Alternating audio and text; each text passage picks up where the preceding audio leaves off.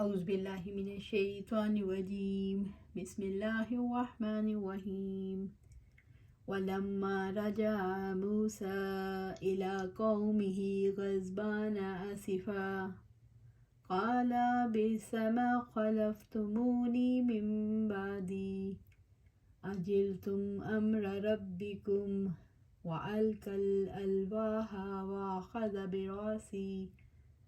برأس أخيه يجره إليه قال ابن أم إن القوم استضعفوني وقعدوا يقتلونني فلا تشمت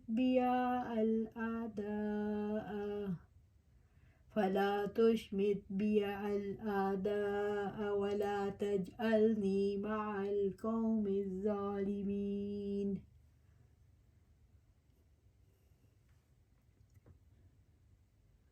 اور جب موسیٰ علیہ السلام غصے سے بھرے ہوئے افسوس کرتے ہوئے اپنی قوم کی طرف واپس آئے، انہوں نے کہا، تم نے میرے بعد بہت بری جانشینی کی. کیا تم نے اپنے رب کے حکم سے جلد بازی کی؟ اور انہوں نے تختیاں پھینک دیں اور اپنے بھائی کا سر پکڑ کر اپنی طرف کھینچنے لگے. ہارون علیہ السلام نے کہا، اے میری ماں کے بیٹے، یقیناً مجھے قوم نے کمزور سمجھا اور قریب تھا کہ مجھے قتل ہی کر دیتے. سو آپ دشمنوں کو مجھ پر خوش ہونے کا موقع نہ دیں اور مجھے ان ظالم لوگوں کے ساتھ شامل نہ کریں. موسیٰ علیہ السلام کوہ طور سے جب بنی اسرائیل کے پاس واپس لوٹے تو غصے سے بھرے ہوئے شدید افسوس کی حالت میں تھے. اس کی وجہ یہ تھی کہ وہ اپنی قوم کے حق میں انتہائی خیر خواہ تھے، شفیق تھے اور دین کے معاملے میں غیرت مند تھے. کل بئس ما خلفتمونی من بعدی عجلتم امر ربکم. انہوں نے کہا، تم نے میرے بعد بہت بری جانشینی کی. کیا تم نے اپنے رب کے حکم سے جلد بازی کی؟ موسیٰ علیہ السلام کو ہارون علیہ السلام پر غصہ کیوں آیا؟ انہوں نے کہا کہ میرے جانے کے بعد تم نے میری بری جانشینی کی. موسیٰ علیہ السلام نے جب بنی اسرائیل کو شرک میں مبتلا دیکھا تو انہوں نے گمان کیا کہ ہارون علیہ السلام نے اصلاح کے سلسلے میں کوتاہی کی ہے. اجلتم امر ربکم، کیا تم نے اپنے رب کے حکم سے جلد بازی کی؟ کیونکہ اس نے تمہارے ساتھ کتاب نازل کرنے کا وعدہ کیا تھا، بس تم اپنی فاسد رائے کے ذریعے سے جلدی سے اس قبیح خصلت کی طرف آگے بڑھے. وَأَلْقَى الْأَلْوَاحَ وَأَخَذَ بِرَأْسِ أَخِيهِ يَجُرُّهُ إِلَيْهِ. اور انہوں نے تختیاں پھینک دیں اور اپنے بھائی کا سر پکڑ کر اپنی طرف کھینچنے لگے. موسیٰ علیہ السلام نے ہارون علیہ السلام کے ساتھ کیا معاملہ کیا؟ وَأَلْقَى الْأَلْوَاحَ، موسیٰ علیہ السلام نے غصے میں تورات کی تختیاں پھینک دی. وَأَخَذَ بِرَأْسِ أَخِيهِ، موسیٰ علیہ السلام نے ہارون علیہ السلام کے سر اور داڑھی کو پکڑا.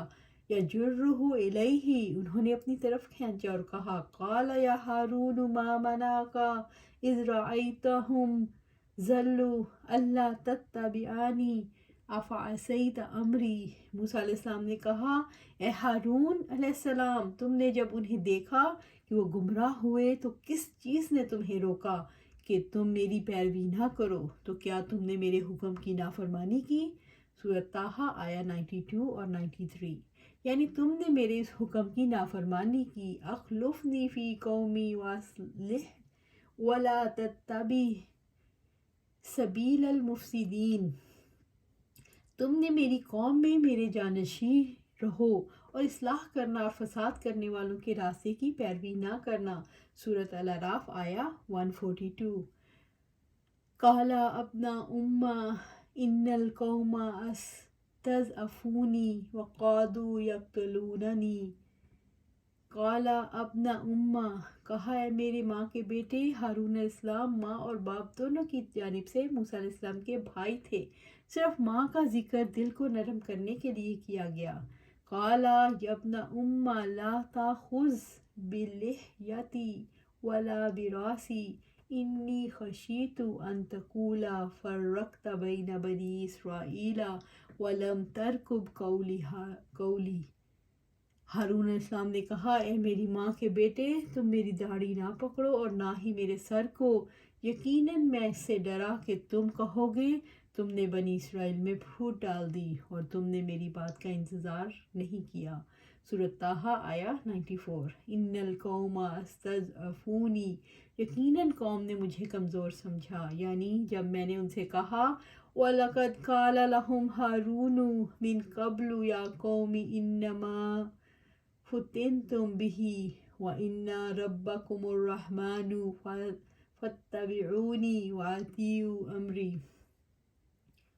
اور ہارون علیہ السلام نے ان سے پہلے ہی کہا تھا، اے لوگو، یقیناً تم اس کی وجہ سے فتنے میں ڈالے گئے ہو، اور یقیناً تمہارا رب تو رحمان ہے، چنانچہ تم میری پیروی کرو اور میرے حکم کی اطاعت کرو۔ سورۃ طٰہٰ آیا 90۔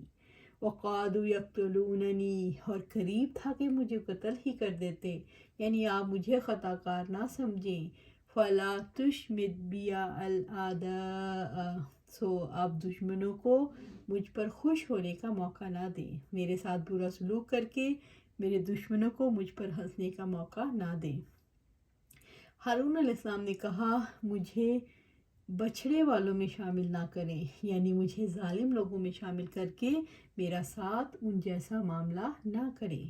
وَلَا تَجْعَلْنِی مَعَ الْقَوْمِ الظَّالِمِینَ، اور مجھے ان ظالم لوگوں کے ساتھ شامل نہ کریں، مجھے اور ظالموں کو ایک صف میں نہ کھڑا کرے۔ ظالم تو وہ ہیں جنہوں نے کفر اور شرک کیا، میں نے ان کے ظلم میں شرکت نہیں کی، میں ظلم سے بری ہوں۔ موسیٰ علیہ السلام کا غصہ کب ٹھنڈا ہوا؟ جب ہارون علیہ السلام نے کہا، میں نے اصلاح کی کوشش میں کمی نہیں کی، انہوں نے مجھے دبا لیا تھا، قریب تھا کہ مجھے مار ڈالتے، پھر تو دشمنوں کو مجھ پر ہنسنے کا موقع نہ دے اور مجھے ظالم گروہ کے ساتھ شامل نہ کر۔ اس طرح موسیٰ علیہ السلام کے جذبات ٹھنڈے ہوئے اور انہوں نے معذرت قبول کر لی۔ قَالَ رَبِّ اغْفِرْ لِی وَلِأَخِی وَأَدْخِلْنَا فِی رَحْمَتِکَ وَأَنْتَ أَرْحَمُ الرَّاحِمِینَ۔ موسیٰ علیہ السلام نے کہا، اے میرے رب، مجھے اور میرے بھائی کو بخش دے اور ہمیں اپنی رحمت میں داخل کر لے، تو سب رحم کرنے والوں سے زیادہ رحم کرنے والا ہے۔ سورۃ الاعراف آیا 151۔ موسیٰ علیہ السلام نے عجلت میں اپنے بھائی ہارون کے ساتھ جو معاملہ کیا، اس پر انہیں سخت ندامت ہوئی۔ اس وقت انہوں نے رب کے قریب سے دعا کی، قَالَ رَبِّ اغْفِرْ لِی وَلِأَخِی، انہوں نے کہا، اے میرے رب، مجھے اور میرے بھائی کو بخش دے، وَأَدْخِلْنَا فِی رَحْمَتِکَ، اور ہمیں اپنی رحمت میں داخل کر لے، تیری بے پایہ رحمت ہمیں ہر جانب سے گھیر لے، کیونکہ تیری رحمت تمام برائیوں کے مقابلے میں ایک مضبوط اور محفوظ قلعہ ہے اور ہر بھلائی اور مسرت کا سرچشمہ ہے۔ موسیٰ علیہ السلام نے ہارون علیہ السلام کے لیے اور اپنے لیے کب دعا کی؟ جب انہوں نے معذرت قبول کر لی، تب وہ اپنے رب کی طرف متوجہ ہوئے۔ جب انہوں نے یہ حقیقت پالی کہ ہارون علیہ السلام قصوروار نہیں ہیں، تب انہوں نے دعا کی، اے میرے رب، مجھے اور میرے بھائی کو معاف فرما دے اور ہم اپنی رحمت میں داخل فرما دے۔ وَأَنْتَ أَرْحَمُ الرَّاحِمِینَ، اور تو سب رحم کرنے والوں سے زیادہ رحم کرنے والا ہے۔ موسیٰ علیہ السلام نے اپنے رب کی ثنا بیان کی، اے میرے رب، تو اپنے بندوں پر سب سے زیادہ رحیم ہے، رحم کرنے والا ہے، یعنی اے میرے رب، آپ ہر رحم کرنے والے سے زیادہ ہم پر رحم فرمانے والے ہیں۔ ہارون علیہ السلام کے واقعے سے ہمیں کیا سبق ملتا ہے؟ اس واقعے سے ہمیں یہ سبق ملتا ہے کہ مومنوں کو بھی ایک دوسرے سے غلط فہمیاں ہو سکتی ہیں۔ مومنوں میں غلط فہمیوں کی وضاحت ہو جائے تو یوں ہو جاتا ہے گویا کبھی کوئی غلط فہمی نہیں ہوئی۔ مومن غلط فہمیاں دور کرنے کے بعد شیر و شکر ہو جاتے ہیں۔ مومنوں کا اخلاص ان کی ایک دوسرے کے لیے دعاؤں میں جھلکتا ہے، اس لیے غلط فہمیاں دور کر لینی چاہیے اور ایک دوسرے کے حق میں ضرور دعا کرنی چاہیے۔ ان الذین اتخذوا العجل سینالہم غضب من ربہم وذلۃ فی الحیاۃ الدنیا وکذالک نجزی المفترین۔ یقیناً جن لوگوں نے بچھڑے کو پکڑ لیا، عن قریب انہیں ان کے رب کا غضب پہنچے گا اور دنیا کی زندگی میں ذلت پہنچے گی، اور ہم جھوٹ باندھنے والوں کو ایسا ہی بدلہ دیتے ہیں۔ سورۃ الاعراف آیا 152۔ اللہ رب العزت نے بچھڑے کی پرستش کرنے والوں کا تذکرہ فرماتے ہوئے فرمایا، ان الذین اتخذوا العجل، یقیناً جن لوگوں نے بچڑے کو پکڑ لیا، یعنی وہ معبود جس کی انہوں نے عبادت کی، سینالہم غضب من ربہم، ان قریب انہیں ان کے رب کا غضب پہنچے گا۔ اس دنیا کی زندگی میں اپنے رب کے غضب کا سامنا کرنا پڑے گا، اور اللہ تعالیٰ کے غضب کا ثبوت ہے کہ اس نے اس وقت تک ان کی توبہ قبول نہیں فرمائی جب تک انہوں نے آپس میں ایک دوسرے کو قتل نہیں کیا۔ سبحان اللہ، استغفر اللہ، استغفر اللہ۔ وَذِلَّةٌ فِي الْحَيَاةِ الدُّنْيَا، اور دنیا کی زندگی میں ذلت پہنچے گی۔ دنیا کی زندگی میں انہیں رسوائی برداشت کرنی ہوگی۔ ذلت سے مراد ہے ان لوگوں کا اقرار کر لینا واقعی ہم نے گمراہی کا کام کیا، اور پھر اپنی جانوں کو قتل کرنے کے لیے پیش کر دینا۔ ایک اور قول یہ بھی ہے کہ ذلت سے وہ حالت اور کیفیت مراد ہے جو ان لوگوں کو اس وقت پیش آئی جبکہ اس بچھڑے کو جلایا گیا اور سمندر میں پھینک دیا گیا جس کی انہوں نے عبادت کی تھی، اور ذلت سے وہ مسکنت مراد ہے جو انہیں اور ان کی اولاد کو دنیا میں پیش آتی رہی اور بحالت سفر برسوں گھومتے رہے۔ یہ ذلت ان کے اپنے رب کے ساتھ کفر کی وجہ سے اللہ تعالیٰ کی طرف سے سزا کے طور پر ہے، یا آخرت کے آنے سے پہلے دنیا کی سزا ہے۔ ان کے لیے ذلت اور رسوائی اس وجہ سے ہے کہ انہوں نے اپنے رب کو ناراض کیا اور اس کے حکم کو حقارت سے رد کر دیا۔ کسی قوم پر غضب، اللہ کا غضب کیسے بھڑکتا ہے؟ کوئی گروہ جب بے دینی کے کام کو دین قرار دیتا ہے تو یہ اللہ تعالیٰ کے غضب کو بھڑکا دیتا ہے۔ جو لوگ اللہ تعالیٰ پر بہتان طرازی کرتے ہیں، اس کی شریعت پر جھوٹ گھڑتے ہیں اور اللہ تعالیٰ کی طرف وہ باتیں منسوب کرتے ہیں جو اس نے نہیں کہیں، تو انہیں اللہ تعالیٰ کے غضب کا سامنا کرنا پڑتا ہے۔ اللہ تعالیٰ کے غضب کا کیا نتیجہ نکلتا ہے؟ اللہ تعالیٰ کے غضب کی وجہ سے قوم کے بارے میں یہ فیصلہ کیا جاتا ہے کہ آخرت سے پہلے دنیا کی زندگی میں رسوا کن سزا دی جائے، جیسے بنی اسرائیل میں سے جن لوگوں نے بچھڑے کی پرستش کی ان کے لیے فیصلہ کیا گیا کہ وہ اپنے قریبی اپنے عزیزوں کے ہاتھوں سے قتل کریں، اور اللہ تعالیٰ اس وقت تک ان سے راضی نہیں ہوگا جب تک وہ یہ کام نہیں کریں گے۔ پھر انہوں نے ایک دوسرے کو قتل کیا حتیٰ کہ میدان بھر گیا۔ اس انجام سے صرف وہ لوگ بچے جو شرمندہ تھے جنہوں نے توبہ کی۔ وَكَذَلِكَ نَجْزِي الْمُفْتَرِينَ، اور ہم جھوٹ باندھنے والوں کو ایسا ہی بدلہ دیتے ہیں۔ وَكَذَلِكَ نَجْزِي، اور اس طرح ہم جزا دیتے ہیں دنیا میں انہیں گھروں سے نکال دیا اور غریب الوطنی کی زندگی بسر کروائی۔ المفترین، شرک کر کے اللہ تعالیٰ پر جھوٹ باندھنے والے، جیسے بنی اسرائیل نے بچڑے کو معبود بنایا۔ اللہ تعالیٰ پر افطرا پردازی کرنے والے کو ہمیشہ ایسا ہی بدلہ ملا کرتا ہے۔ یہی وجہ ہے کہ اس بدعت کی ذلت اور رسوائی بدعتی کے ساتھ لگی رہتی ہے۔ ہر صاحب بدعت ذلیل ہوتا ہے، ہر بدعتی ذلیل ہے۔ انہوں نے بچھڑے کی پوجا کی جیسے جرم کیا تھا۔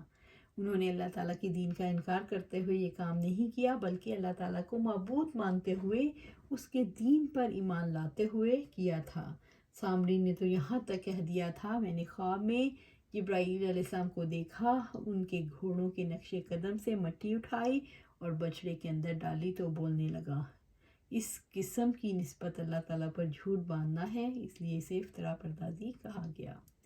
والذین عملوا السیئات ثم تابوا من بعدها وآمنوا ان ربک من بعدها لغفور رحیم، اور جن لوگوں نے برے اعمال کیے پھر اس کے بعد انہوں نے توبہ کی اور وہ ایمان لے آئے، یقیناً آپ کا رب اس کے بعد بے حد بخشنے والا نہایت رحم والا ہے۔ سورۃ الاعراف آیہ 153۔ اللہ تعالیٰ نے گناہوں سے توبہ کی کے بارے میں خبر دی ہے، اور یہ عام حکم ہے جس میں بنی اسرائیل بھی اور دیگر لوگ بھی شامل ہیں۔ والذین عملوا السیئات، اور جن لوگوں نے برے کام کیے، جنہوں نے کفر اور نافرمانی کے کام کیے، جن لوگوں نے شرک کیا اور کبیرہ اور صغیرہ گناہ کیے، ثم تابوا من بعدها، پھر اس کے بعد انہوں نے توبہ کی، پھر انہوں نے اپنے اللہ کی طرف رجوع کیا، جنہوں نے غیر اللہ کی عبادت چھوڑ دی، یعنی گزشتہ گناہوں پر ندامت کے ساتھ ساتھ ان کے ارتکاب سے رک گئے اور عزم کر لیا کہ وہ ان گناہوں کا اعادہ نہیں کریں گے۔ گناہ پر توبہ کیا ہے؟ گناہ پر شدید ندامت ہی توبہ ہے۔ یہ شرمندگی اس بات کی علامت ہے کہ انسان اصلاح کرنا چاہتا ہے۔ اگر وہ ارادہ کر لے آئندہ یہ گناہ نہ کرے تو یہی اصل توبہ ہے۔ وہ آمنوا اور ایمان لے آئے اور سچا ایمان لائے، یعنی انہوں نے اللہ تعالیٰ کے لیے ایمان کو خالص کر لیا اور وہ اللہ تعالیٰ اور ان تمام امور پر ایمان لے آئے جن پر ایمان لانا اللہ تعالیٰ نے واجب قرار دیا ہے۔ اور ایمان، اعمال قلوب اور اعمال جوارح جو ایمان کا نتیجہ ہیں کے بغیر مکمل نہیں ہوتا۔ گناہ کے بعد شرمندگی اور آئندہ کبھی نہ کرنے کا ارادہ گویا دوبارہ ایمان لاتا ہے اور ایمان کے دائرے سے نکلنے کے بعد دوبارہ اللہ کے دین میں داخل ہوتا ہے۔ اِنَّ رَبَّكَ مِن بَعْدِهَا لَغَفُورٌ الرحیم، یقیناً آپ کا رب اس کے بعد بے حد بخشنے والا، نہایت رحم والا ہے۔ اِنَّ رَبَّكَ، یقیناً آپ کا رب، یعنی اے محمد صلی اللہ علیہ وسلم، آپ صلی اللہ علیہ وسلم کا رب، من بعدها، اس کے بعد، اپنے برے اعمال سے توبہ کے بعد، یعنی گناہوں سے توبہ اور نیکیوں کی طرف رجوع کے بعد، لغفور، بے حد بخشنے والا، وہ گناہوں کو بخش کر انہیں مٹا دیتا ہے خواہ یہ زمین بھر کیوں نہ ہو۔ رحیم، نہایت رحم والا ہے، وہ توبہ قبول کر کے اور بھلائی کے کاموں کی توفیق عطا کر کے اپنی بے پایاں رحمت سے نوازتا ہے۔ توبہ کے بعد اس کے ساتھ رحیم ہے۔ اللہ سبحانہ تعالیٰ سے دعا ہے ہمیں بھی اپنی رحمت میں لے لے، ہمیں بھی ہمارے گناہ معاف کر دے۔ اے رب العالمین، ہمیں بھی ہماری خطائیں معاف کر دے، ہم پر بھی رحم فرما۔ اے رحیم و کریم، تو رحیم ہے۔ روز ہم سے گناہ ہوتے ہیں اللہ سبحانہ تعالیٰ، ہم اس سے معافی مانگتے ہیں اور اپنی رحمت کی دروازے کھول دے ہم پر۔ اللہ سبحانہ تعالیٰ ہم توفیق دے کہ ہم قرآن و سنت پر عمل کریں اور اس پر ہمیں استقامت عطا فرما۔ آمین یا رب العالمین۔